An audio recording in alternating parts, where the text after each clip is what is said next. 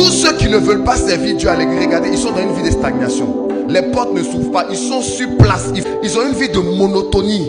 Regardez, tous ceux qui ont déjà servi Dieu, vous le savez, vous êtes témoins que vous avez vu des progrès dans vos vies.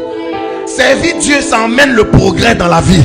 La meilleure manière de s'ouvrir les portes professionnelles, je vous assure, c'est de travailler pour Dieu. Il dit Dieu n'est pas injuste. C'est-à-dire que si Dieu se permet d'oublier quelqu'un qui travaille pour lui, il devient injuste. L'injustice ne peut pas exister chez Dieu. Donc quand quelqu'un commence à le servir fidèlement, Dieu est obligé d'ouvrir ses portes. Il y a naturellement une faveur qui accompagne ceux qui servent Dieu de sorte à ce qu'ils sont autonomes. Ceux qui servent Dieu rentrent dans l'autonomie spirituelle. Ils ont seulement besoin de se recharger de temps à autre, mais ils peuvent se débrouiller eux-mêmes parce qu'il y a une grâce naturelle qui les accompagne. Mais quand quelqu'un ne sert pas Dieu, il devient un cas social. Parce que non seulement son travail est bloqué, son salaire on ne le paye pas, il est dans le péché.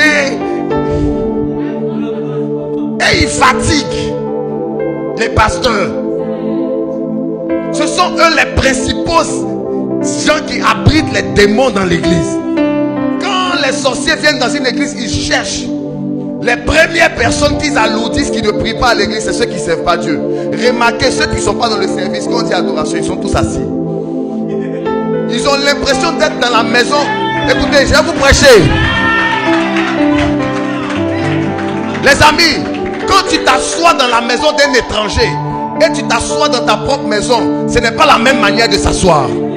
Quand tu es chez toi à la maison, tu mets ton pied sur la table. Quand tu es chez ton papa, tu t'assois comme tu veux. Mais arrivé chez un monsieur, tu t'assois doucement, tu ne veux rien casser, tu fais attention, parce que tu n'es pas chez toi. Tous ceux qui ne servent pas Dieu dans la maison, ils ont l'impression qu'ils ne sont pas dans la maison de Dieu. C'est comme si Dieu n'est pas votre papa. Vous ne vous sentez pas à l'aise dans la maison de Dieu. Parce que vous ne servez pas. Vous avez l'impression que vous êtes à l'étranger. Vous êtes venu voir votre oncle. Dieu est votre oncle. Et nous, on est vos cousins. C'est pourquoi quand la Noël arrive, nous, on a les meilleurs cadeaux. Vous avez les cadeaux. Est-ce que je peux prêcher aujourd'hui? C'est pourquoi c'est toujours nous on rend les témoignages. C'est toujours nous la faveur sur nous. C'est nous on a les meilleures vies. On a les meilleures grâces. Dieu nous relève rapidement.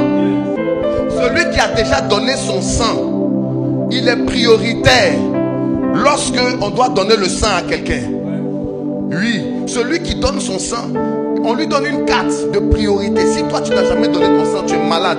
Que lui il a déjà donné son sang, il est malade, c'est lui. On va donner le sang. C'est pourquoi quelqu'un qui sert Dieu, sa prière monte plus rapidement que quelqu'un qui ne sert pas. C'est pourquoi ceux qui servent Dieu à l'église, Dieu est sensible à leur prière. Quand quelqu'un qui sert Dieu de tout son cœur prie pour toi, ça va marcher. Ne servez pas Dieu sérieusement. C'est pourquoi vos vies sont lentes. Vous ne rentrez pas dans les portes. Vous ne rentrez pas. Vous ne servez pas. Vous venez à l'église. Vous voulez vous asseoir. Vous rasez les murs. Vous ne même pas saluer quelqu'un. Il ne faut même pas que quelqu'un va me dire hey, dès que... Il ne faut même pas que quelqu'un va te voir pour dire mon frère, comment tu vas? Je peux avoir ton numéro? C'est cache comme ça. Servir Dieu n'est pas une corvée. Servir Dieu est un privilège. Il dit, venez à moi vous tous qui êtes fatigués et chargés, je vous donnerai du repos. Prenez sur vous mon joug, car il est doux et léger. C'est le fardeau le plus facile à porter. C'est le fardeau le plus facile à supporter. Ceux qui servent Dieu sont des privilégiés. Ceux qui parlent de la parole sont des privilégiés. Ceux qui chantent à l'église, vos noms sont inscrits quelque part. C'est comme s'il y a une dette. Vous serez bientôt crédité. On dit Dieu n'est pas injuste pour oublier votre travail. C'est comme si vous êtes en train de faire une prestation de service. Même si on ne vous paye pas maintenant, c'est l'État. Tôt ou tard, vous aurez vos virements. Tôt ou tard. Ça peut durer, mais ça va venir. Je disais, pasteur Emmanuel un jour, j'ai dit Dieu paye, mais il ne paye pas par mois. C'est ça qui blague les gens. Les gens pensent que Dieu paye par mois. Tu peux servir Dieu sur 3 mois, 5 ans. Il ne te donne rien, mais la 6e année, ça vient boum. Quand Dieu envoie la bénédiction, c'est les bons. Et c'est les vrais bons. Quand Quand Dieu envoie la faveur, c'est le vrai bord. Quand le ouest de Dieu tombe, c'est plus puissant que pour tous les brouteurs que tu connais.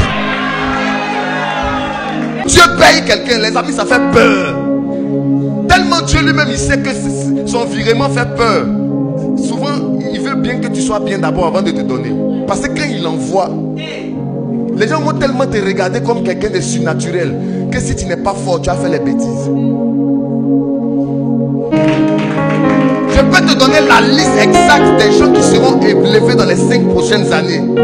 Ça dépend de la qualité de leur service. Ça ne connaît pas, ça ne ment pas. C'est sûr, c'est l'investissement le plus sûr. C'est pourquoi quand on te donne un service, fais plus que le service qu'on t'a demandé. Si on t'a demandé de nettoyer un jour, nettoie 6 jours. Viens, enlève toutes les toiles d'araignée. Sois le premier, lutte. Quand quelqu'un, je vois les soeurs de l'accueil, quand d'autres servent beaucoup, il y en a qui disent pourquoi moi je sers beaucoup? Servez aussi. Vous êtes.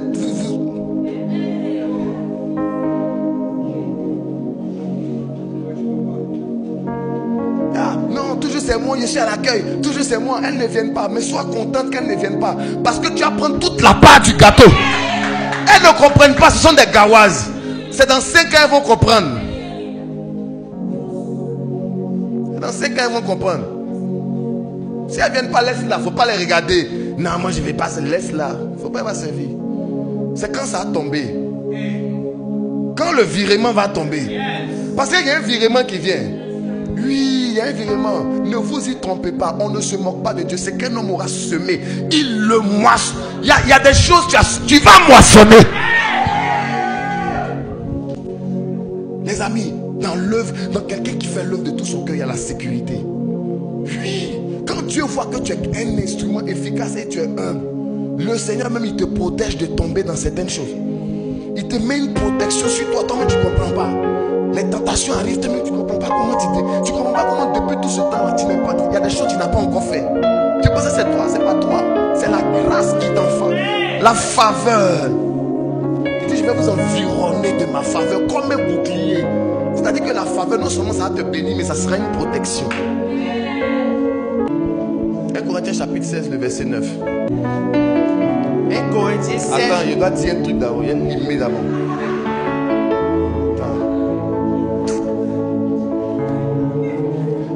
Non, je n'ai pas le temps. Je n'ai pas le temps. Toi, tu fais quoi? Tu n'as pas le temps et puis on ne sent pas ça dans les offrandes. Tu n'as pas le temps, on ne sent pas ça dans les offrandes. Tu n'as pas le temps et puis on n'a pas de problème pour garer ici. Tu n'as pas le temps. Tu n'as pas le temps.